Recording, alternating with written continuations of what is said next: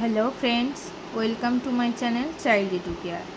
আমি দেখো তোমাদের ইংলিশ বাটারফ্লাই বইয়ের অর্থাৎ টেক্সট বুকের লেসন 9 শুরু করেছিলাম আগের দিন। লেসন 9টা আমি শুরু করেছিলাম এবং তার সাথে অ্যাক্টিভিটি 1, 2 করিয়েছিলাম এবং গল্পটাও খানিকটা পড়িয়েছিলাম। তো আজকে দেখো আমরা অ্যাক্টিভিটি 3 থেকে শুরু করব। তো চলো শুরু করি, দেখি কি আছে। দেখো activity 3, complete the following sentences with words from the text. তো প্রথমে বলে রাখি যে গল্পটা আগের দিন কী করেছিলাম, যে একটা লোক অন্ধকার জায়গা দিয়ে হেঁটে যাচ্ছিল এবং সেখান থেকে দূরে একটা কুঁড়ে ঘর ছিল। সেই কুঁড়ে ঘর থেকে কিছু বাচ্চার কান্নার আওয়াজ তিনি পাচ্ছিলেন, তাই তো? তিনি তখন সেই কুঁড়ে ঘরে গিয়ে দেখলেন যে বাচ্চারা খিদের জ্বালায় কাঁদছে আর তার মা কি করছে, একটা বাটিতে খালি জল গরম করছে। তাদের যে ভাত রান্না করে দেবে সেই চালটুকুও নেই। তাদেরকে আশায় রেখেছে যে ভাত হচ্ছে বলে, এবং তারা কি করবে, তার মা ভেবেছে তারা কাঁদতে কাঁদতে ঘুমিয়ে যাবে এবং খিদের কথা ভুলে যাবে। এবং সেই যে লোকটি এবং তাদের সাহায্য করেছিল সেই লোকটি ছিলেন কে? মহসিন, তাই তো? গল্পটা তোমরা নিশ্চয়ই বাড়িতে পড়েছো। তো আজকে দেখো অ্যাক্টিভিটি 3 করাচ্ছি। এখানে বলছে complete the following sentences with words from the text.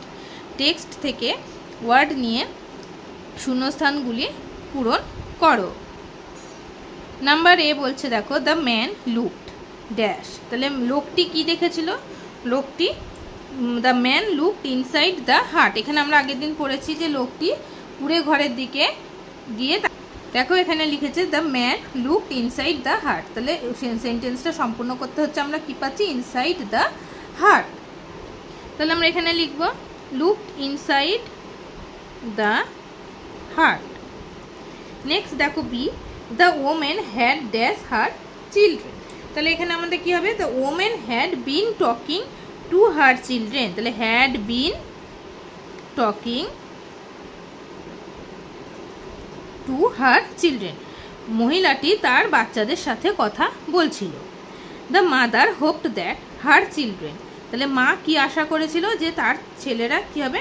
ঘুমিয়ে যাবে এবং খিদের কথা ভুলে যাবে। আমরা কিন্তু এই লাইনটা আমরা টেক্সট বুকে পেয়েছি। দেখো, she hoped they would fall asleep and forget their hunger.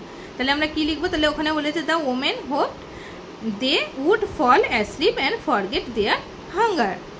তাহলে দেখো, the mother hope that her children would fall asleep and forget their hunger. And এখানে ছোট ছোট করে আমি লিখছি, দেখো, ফরগেট দেয়ার হাঙ্গার। তারা তাদের খিদে ভুলে গেছিল। ডি নাম্বার দেখো, dash had a great influence on Mohsin. মহসিনের জীবনে কে ভীষণ রকমভাবে প্রভাব ফেলেছিল? কে ফেলেছিল? মৌলভী আগা সিরাজি। এই যে এখানে আমরা পড়েছি, এই যে মহসিন ওয়াজ taught by Maulvi Aga Siraji, he had a great influence on Mohsin. তাহলে কি হচ্ছে? মৌলভী আগা সিরাজি। তাহলে আমরা এখানে লিখে দিই যে মৌলভী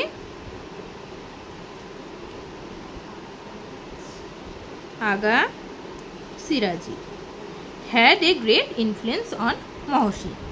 বুঝতে পারলে? এবার দেখো অ্যাক্টিভিটি 4 কি বলছে, কমপ্লিট দ্য ফলোয়িং টেবিল। এই টেবিলটি সম্পূর্ণ করো।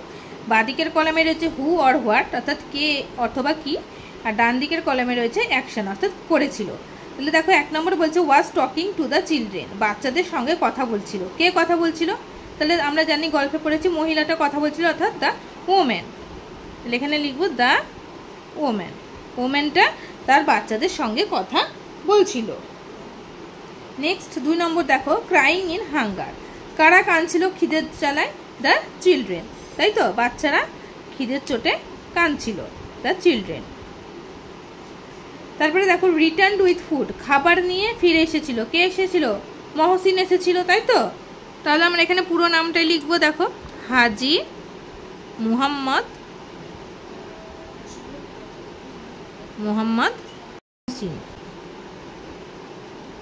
নেক্সট দেখো number 4, taught Mohsin in his childhood.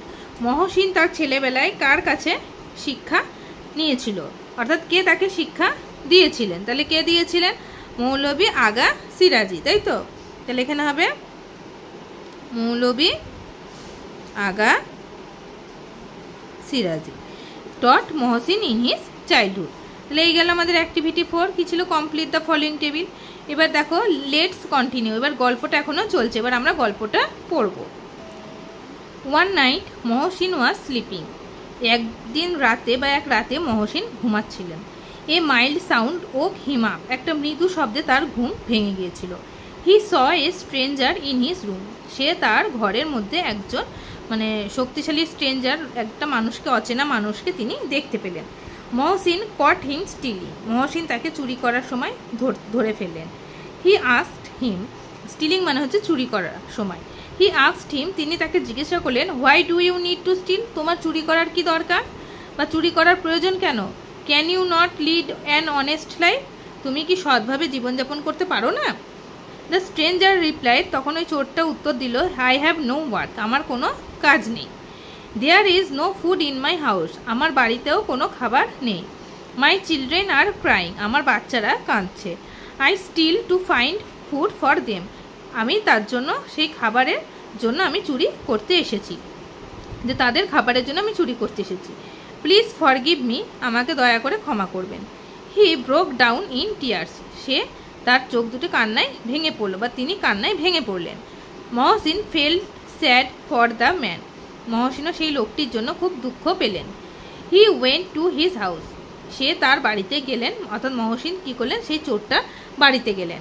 He saw that the man had told him the truth, তিনি গিয়ে দেখলেন যে সেই লোকটি তাকে সত্যি বলেছে, যে কি না তার বাড়িতে খাবার নেই, তার বাচ্চারা খিদের জন্য কাঁদছে, সেই যে সেটা গিয়ে তিনি দেখলেন। He gave him money to start a business, তখন সেই মহসিন অর্থাৎ সে কী করলো, তাকে কিছু পয়সা দিল, অর্থাৎ টাকা পয়সা দিল একটা ব্যবসা শুরু করার জন্য।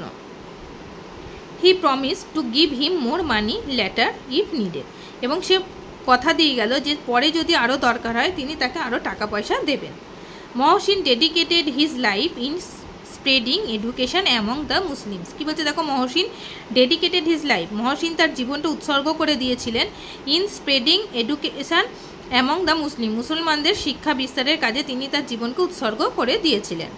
The income of his property was spent in charity, তার সম্পত্তি থেকে তিনি যে আয় করতেন সেই আয়টা তিনি কী করতেন, গরিব দুস্থদের জন্য দানে করে দিতেন।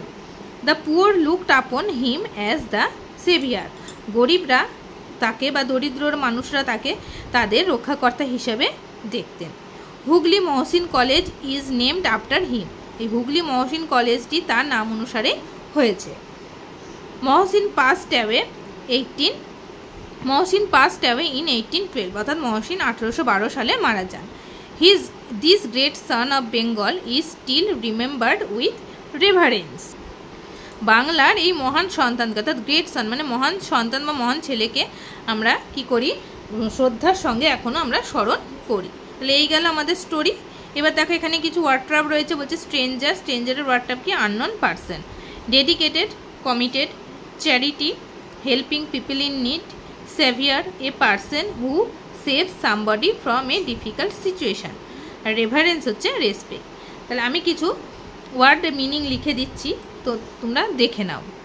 এখানে আমি লেসন 9-এ যেটুকুনি পড়ালাম গল্পটা, সেই সব গল্প থেকে যে কটা মানে আমার মনে হলো সে কটা আমি তোমাদেরকে লিখে দিলাম। দেখো, কাম মানে হচ্ছে শান্ত, কোয়াইট মানে নিস্তব্ধ, ফেইন্ট মানে হচ্ছে আবছা, কিউরিয়াস মানে কৌতূহল, নিয়ার বাই কাছাকাছি, কেয়ারফুলি যত্ন সহকারে, হাংরি ক্ষুধার্ত, ফিড মানে হচ্ছে খাওয়ানো, গ্রেন দানা বা দানা শস্য, ফল অ্যাসলিপ মানে ঘুমিয়ে পড়া, লুক আফটার মানে হচ্ছে দেখাশোনা করা, থ্রু আউট আগাগোড়া, ইনসিডেন্ট মানে হচ্ছে ঘটনা, রেসপেক্টেবল মানে হচ্ছে সম্মানীয়, পুয়ার মানে দরিদ্র, মার্চেন্ট মানে হচ্ছে ব্যবসায়ী, ইনফ্লুয়েন্স মানে হচ্ছে প্রভাব, প্রপার্টি সম্পত্তি, নলেজ জ্ঞান, স্ট্রেঞ্জার মানে হচ্ছে অচেনা ব্যক্তি, স্টিলিং মানে হচ্ছে চুরি করছিল আর স্টিল মানে চুরি করা, অনেস্ট সৎ, বিজনেস ব্যবসা, ডেডিকেটেড মানে হচ্ছে উৎসর্গ করা, চ্যারিটি দান ধ্যান করা, সেভিয়ার রক্ষাকর্তা, রেভারেন্স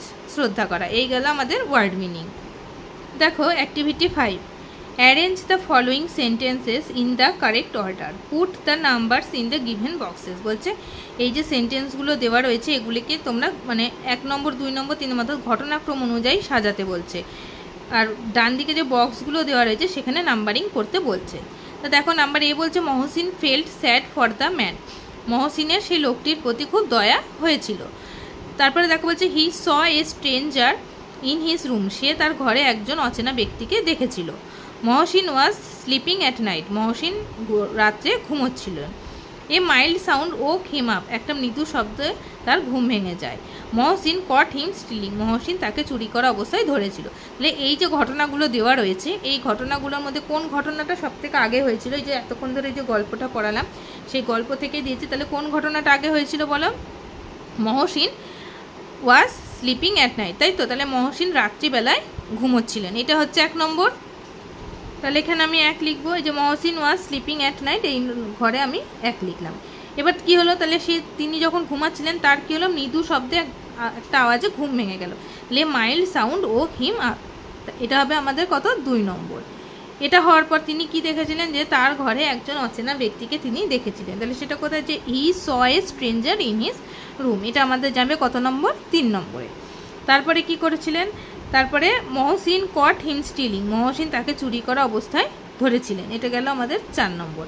তারপর হবে Mohsin felt sad for the man, Mohsin সেই মানুষটার প্রতি তার দুঃখ হয়েছিল, এটা আমাদের 5 নম্বর। তাহলে এইভাবে আমরা ঘটনাক্রম অনুসারে এটাকে রিঅ্যারেঞ্জ করলাম। তাহলে এইগুলো আমাদের অ্যাক্টিভিটি 5 হয়ে গেল। দেখো activity 6, answer the following questions. Number A বলছে why did Mohsin feel sad for the man, মহসিনের কেন সেই লোকটির প্রতি দয়া হয়েছিল। Number B, what did Mohsin give the thief, Mohsin সেই চোরটিকে কি দিয়েছিল। হোয়াই 3 নাম্বার বলছে দেখো what did Mohsin dedicate his life to, Mohsin. Number D, when did Mohsin die, Mohsin কবে মারা যান। তা দেখো এই কোশ্চেনের অ্যান্সারগুলো আমি লিখে দিয়েছি, তোমরা দেখো। দেখো number A, why did Mohsin feel sad for the man, কি বলছে? মহসিন লোকটির প্রতি কেন দুঃখ প্রকাশ করেছিল বা দুঃখ পেয়েছিল। Mohsin felt sad for the man because the poor man, অর্থাৎ ওই লোকটার কথা বলছে যে দরিদ্র মানুষটি, হ্যাড নো ওয়ার্ক, তার কোনো কাজ ছিল না। He had no food for his children to feed them, তাদেরকে তার বাচ্চাদেরকে খাওয়ানোর মতো তার কাছে কোনো খাবার ছিল না। And he had to steal, এবং সে চুরি করছিল, এই কারণে মহসিনের দুঃখ হয়েছিল। Number B, what did Mohsin give the thief, Mohsin সেই চোরটিকে কি দিয়েছিল? Mohsin gave the thief money to start a business, একটা ব্যবসা শুরু করার জন্য তাকে টাকা দিয়েছিলেন। What did Mohsin dedicate his life to, Mohsin dedicated his life in spreading education among the Muslim, মুসলিমদের শিক্ষা বিস্তারের জন্য সে তার জীবনকে উৎসর্গ করেছিলেন। When did Mohsin die, Mohsin died in 1812, অর্থাৎ মহসিন কবে মারা যান? না 1812 সালে। এই গেল আমাদের অ্যাক্টিভিটি 6 এর কোয়েশ্চেন অ্যান্ড অ্যান্সার। আজকে এই পর্যন্তই থাকলো। নেক্সট ক্লাসে তোমাদের অ্যাক্টিভিটি 7 এর এ থেকে আমি শুরু করব। সবাই ভালো থেকো।